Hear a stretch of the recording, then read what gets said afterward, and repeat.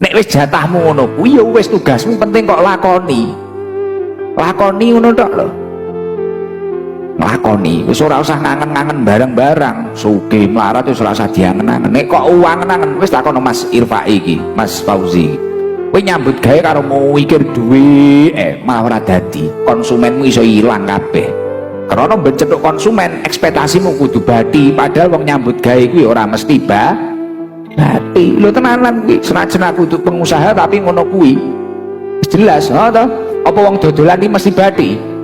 Apa wong dodolan pentol sempol ibarno masamu mesti laris, mesti payu? Jajal tibakno kadung mau angkat masak akeh udane deres. Ya iya eneke cah gendaan ning pinggir. Gak pecah gendaan masamu sangu, wong kuwi yo mek gendaan tok. Lah, iya ora? Ora payu to? Lah iya. Lah tapi nek kowe wis paham ilmu iki mang, penting aku nyambut gawe. Iki pancen kodratku dadi menung sugih ora wis urusane Gusti Allah. Wah padang. Dadi moro-moro dhuwitmu miliatan kowe ora perhitungan.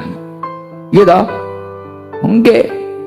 Penting kowe nyambut gawe pede dinyek wong. Ah kowe nyambut gawe ra sugih-sugih. Penting aku nyambut gawe.